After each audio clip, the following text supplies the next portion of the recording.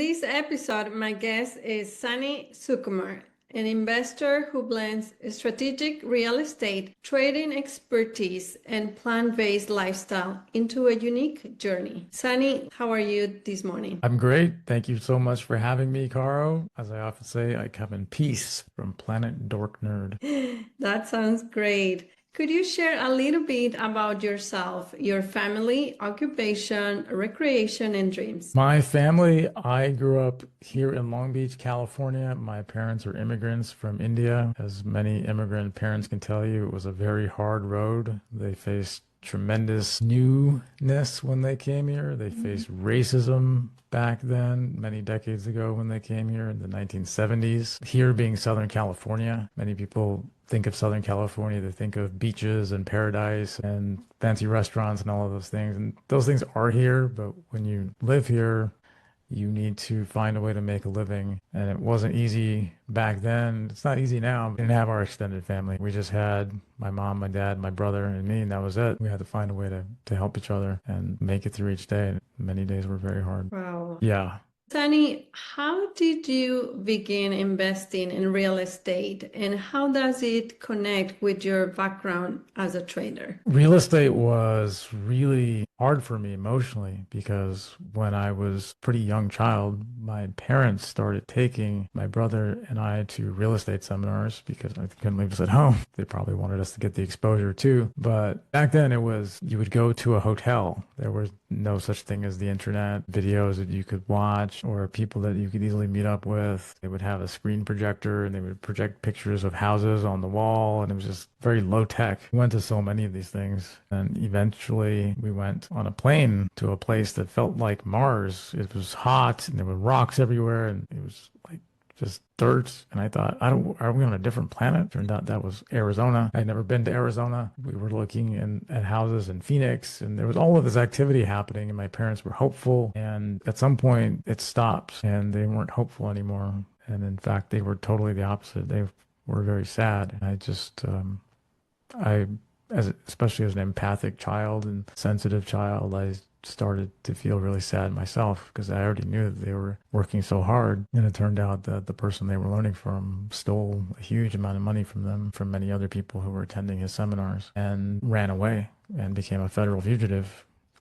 And it was a very serious situation. I saw my parents become heartbroken, struggled with the idea of investing in real estate for many years, decades actually. And just a few years ago, I decided that I'm going to change this. I'm going to find a way to heal this in me, because I was working on healing so many other parts of my life. I said, this is one that I haven't healed yet. And even though I'm a nerd and I like numbers and finance, and I even do that for my living, still I just had this pain in me. Like I just didn't want to touch it. I didn't want to go there. I didn't want to have that kind of loss. There were so many emotions that it brought up. But I started to see Pace Morby's videos about how you can be creative in real estate and help people, and at the same time find opportunities for yourself to build your own portfolio, your own wealth while helping people. I started to see these things and I said, wow, okay, maybe I just felt a calling. I felt like there's some opportunity here for me to now start to heal this. So that was how I finally decided to get into the real estate realm, and then finding my path in the real estate realm. That's been a whole meandering journey on its own. I had seen that for a long time and had always functioned that way. But because of my emotional trauma in real estate, I have struggling with it.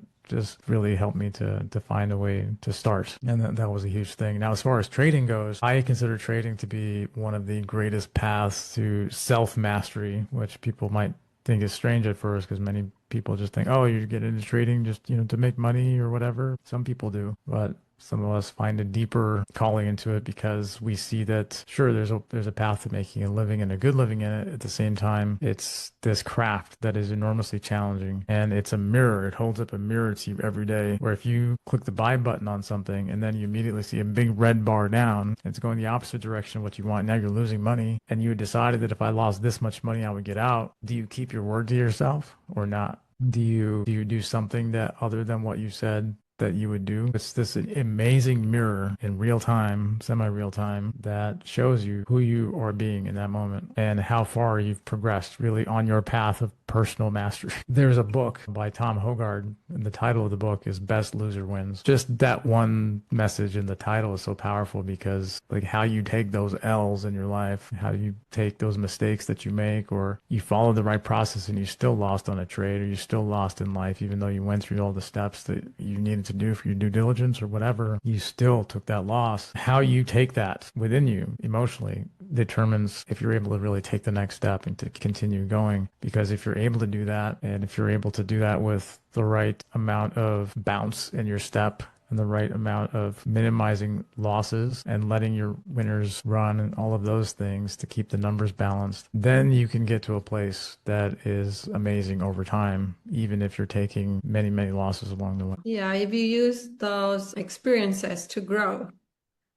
that will make a difference. Yeah, and it's easy to remember that sometimes, and at the same time, it's also hard to remember at other times, especially when you're on a when you feel like you're on a losing streak. Then all the voices started coming in, like, I don't know if I can kind of really do this. Am I just always going to be missing certain pieces? Am I ever going to be able to put this puzzle together? Maybe something else is better. All of those voices come in, and it can be hard. It's so important to stay the course and just continue to go and feel like find your way forward, whatever your path is. Yeah. You call yourself a vegan and a dork nerd person. How does that identity influence your mindset and approach investing? It's funny. I call myself a dork nerd person. I actually have even put that on my LinkedIn profile. I like to be playful. I like to let people know that when you're working with me, sure, I'm going to be serious about my work itself and get results and communicate well and all of that. At the same time, let's have some fun in doing it. Let's not take ourselves too seriously. I'd like to be the first to be making fun of myself.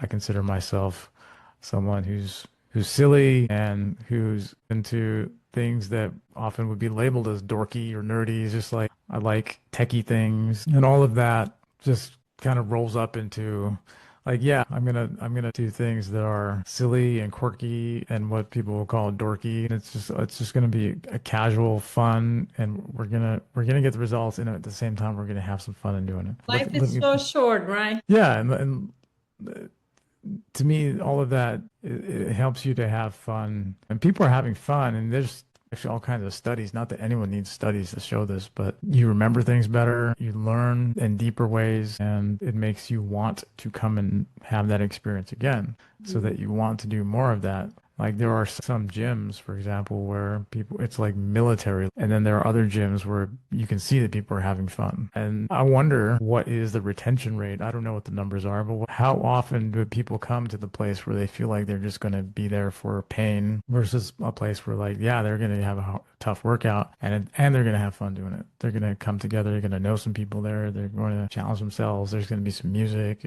and they're going to have fun too. Right. And as far as the vegan thing, the lifestyle wise, it has to start with self-kindness. And most of us, including me, are often hardest on ourselves. We practice kindness towards others. We practice kindness towards animals. We practice kindness towards the planet in all sorts of ways. And then we tell ourselves that, nah, you're ugly, or you can't do that, or that person can do it, but you can't. You are going to fail at this again. These voices continue to run. And it's like, these are not the thoughts of someone who's kind to themselves. Many of them are automatic thoughts, what they call ants, like automatic negative thoughts, because we've just been doing that for so long. The path of kindness is to notice, to become more of the observer of those thoughts and to start saying, yeah, I mean, I hear that, but that's not me. I'm going to be kind to me. Right, like in the airplane, they said, put the mask on yourself first to help others. That's right. Yeah, and that's such a powerful example to remember because we need to be kind to ourselves. The more kind we are to ourselves, the more we will be more naturally kind to others and animals and the planet and everything. I remember, I think it was Sir Richard Branson who was saying that in one of his books that I read years ago, that treating his employees well is his top priority because he knows that if he does that, then they will treat the people coming into the business as well. Yes. Many new investors get overwhelmed by volatility, whether markets or mindset. How does your background in trading help you stay calm or make decisions? Trading is really helpful for that because you see the markets going crazy in any given moment. This morning was a prime example of that. The markets opened and went straight down. Like the graph looked just like this, like somebody jumping off of a cliff or water cascading down in a waterfall. And people were asking, like even as in a community of traders, they were asking, what is driving the market down so hard? Where do we think it's even going to stop? It just kept going and going. When you experience things like that, it starts to train you. And it really is training your nervous system because that's the reaction that you're feeling. It's this intense emotion. Now, if you're a long-term investor, and you can start to filter out most of that, like, oh, the market was way down today, whatever, it doesn't matter. The market has an overall long-term drift to the upside.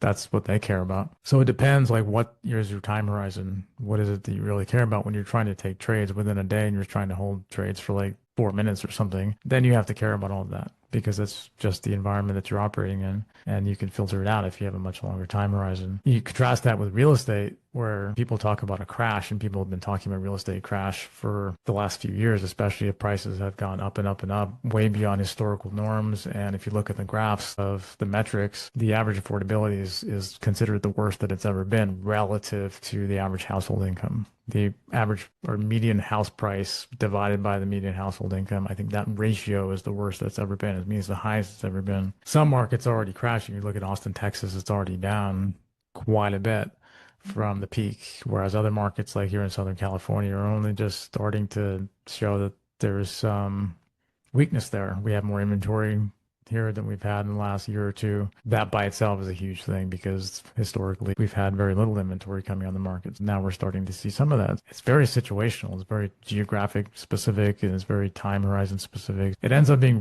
relative to who you are, how you respond to it, and what your own goals are, because that volatility may mean a lot to you or it may mean very little to you. It probably will depend on how prepared you are. How The you preparedness, yeah, it's a big factor too. Because if you are, then you can be excited about, like, I'm sure some people this morning were really excited about that big market drop because they were prepared to trade that, whereas other people were caught off guard by that and it was really stressful for them. So that's a huge factor. Yeah. Could you share a recent deal or a strategy you are proud of and explain what it worked? Yeah, I'll give you an example with real estate notes because that's a niche that I decided to go into and learn about. Whenever someone gets a loan to buy a house or buy any kind of property, getting that loan from usually some big institution, but it doesn't have to be a big institution. It could be a private money lender or anybody. When that loan is made, you have, let's say it's a home buyer, then you have mortgage or deed of trust, depending on which state it's in. But let's just call it mortgage because that's the term that most people know.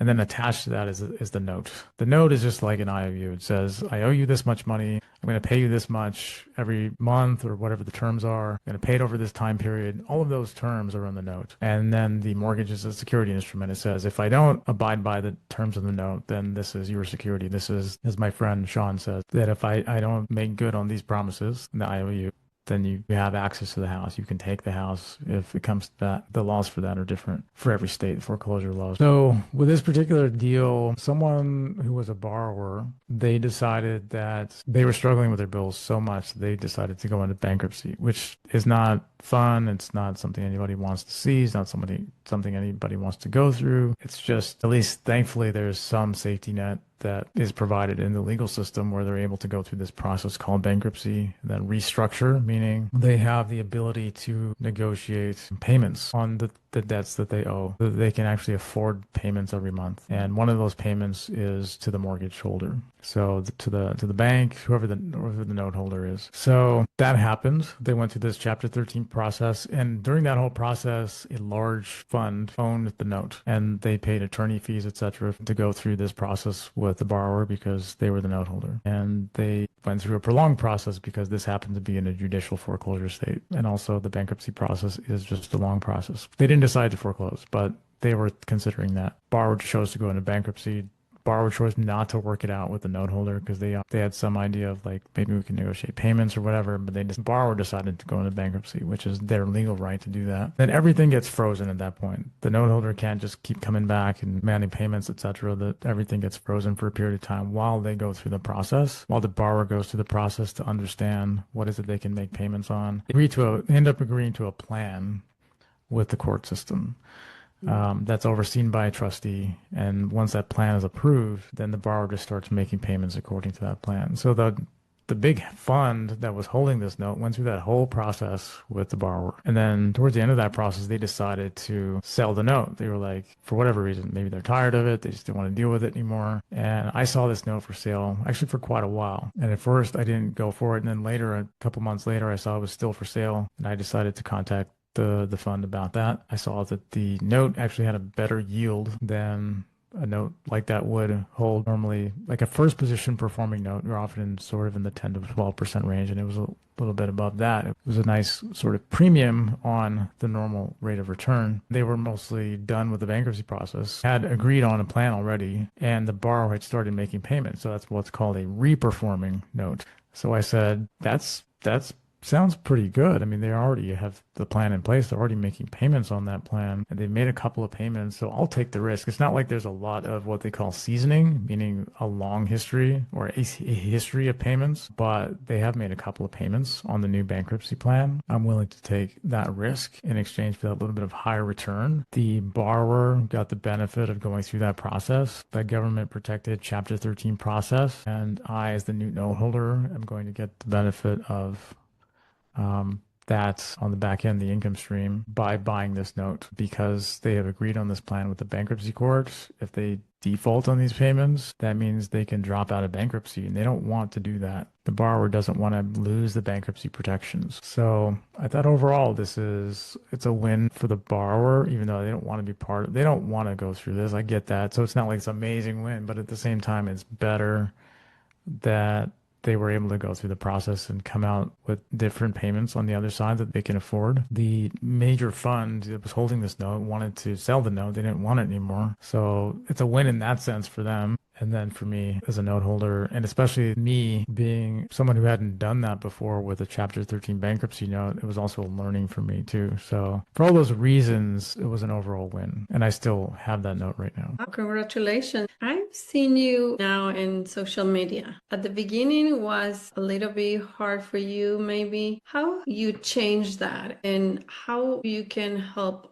others with their mindset to help them to grow the same way you're growing now?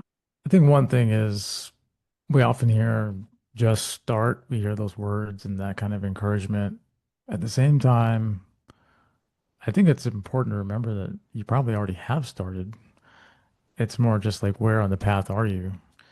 Mhm. And when you recognize that you have started and probably quite some time ago and you've already taken many steps, that's a good feeling. You think, okay, now now I just need to take another step and then another step. So what could I do to take one more step? One of the big things many of us benefit from is having friends who are doing similar things. Because if you see your friends doing a post or a video or something that you've been wanting to do, then you'll be more inspired to do that. And you can also reach out to them and say, "Hey, how did you do that?" Some people reach out to me, they see me making videos and they say, "Well, how do you make videos?" And often just I say, "Just hold up your camera phone." I mean, it's you can just use the camera on the camera app, the normal camera app that's on the phone. It's nothing fancy. It doesn't have to be something custom that you went and bought a special app for, just the normal app that's on your phone already. You don't have to start by using special microphones or any, just the normal microphone on your phone. Just hold up your phone. At first, for me, I was like, I'm not consistent at walking and I'm not consistent at making videos. I'm going to go for walks and I'm going to make videos. Wow. Do them at the same time, what they call habit stacking. Yeah. And then people say, well, I don't know what to talk about. I'm not an expert. I'm not this, whatever. And there's a couple of things there. One is the cringe reaction we get when we see ourselves or we hear ourselves, or with a video, you're seeing yourself and you're hearing yourself. So you couple that with the what people call like writer's block when they're writing. It's like, so I don't know what to say. Like, what am I gonna say? You just start with something simple. Get on there and say your name. Get on there and say, I'm grateful the sun came up today. I'm grateful that I'm alive today. I'm grateful that I'm able to walk right now. Like, make that your gratitude journal. to start out with. And you don't have to share any of this at first. You can just record it and then just keep it for yourself. And when you get to the point where you're like, no, I want to practice posting something. If you feel like you're ready to post something, post that thing. And it could just be your gratitude journal for the day, because then you'll be inspiring other people to do a gratitude journal for the day too. And then when you come to the point where you're like, okay, I also want to share some knowledge, but I'm scared. I feel like I don't really know anything that other people already don't know. Like in real estate, one of those things was like I was like, I'm gonna make a video about first position, second position. Like what do these things mean? What does it mean to be in first lean position or second lean position? So I made a video about that. And I know that's been explained thousands of times before, but I think Right. somebody said it was useful. Like, and if you get that feedback from anything you do, not to say that you'll get that feedback every time you do a video, but because many people don't watch. So, but when you do get that feedback, you'll be inspired to do more because you'll be like, oh my gosh, it was helpful for somebody. I once heard the saying that to the fourth grader, the fifth grader appears to be a genius. It's Mm. really just saying that everything is relative. The fourth grader needed some guidance that the fifth grader was able to offer. I remember being in elementary school and I would ask questions about like, where do I put my lunchbox? Like I didn't know the answer, and somebody helped me out. Oh, you put your lunchbox over there. Somebody was able to help me with something that many people would have probably said, no, that's obvious. But I didn't know, and I had the question. Somebody helped me. I was thankful that somebody helped me. It's like that when you go into something new, especially real estate is a complicated world, and you're going to be able to help people. And you're going to be able to see that when you're making a video, you're making posts, you're going to be able to see that you're helping people Mhm. in in a bigger way than you've been able to so far. The one-on-one meetings are great, and make videos, make posts that are going to help more people, and then they will lead to more meetings as well. Yeah, I love that. Sunny, thank you so much for all your acknowledge sharing what you have been going through, and if people wants to reach out to you, how they can find you. They can find me on Facebook, Instagram. I'm on TikTok. I'm on LinkedIn. I'm on Twitter, but I tend to be the most active on with networking on Facebook. Some on Instagram. Feel free to reach out to me there. You can also email me, just sunny@sunnisukumar.com. Sure, Carol will um, put my name's going to be up there, and you can. It's just my name, sunny at Link. sunnysukumar.com, and then my socials are also just my name as well, so you can find me. Awesome. Thank you so much. Thank you for your time. You're welcome. Thank you for having me. Hope to do it again sometime. Yes, of course. This is not going to be the first time.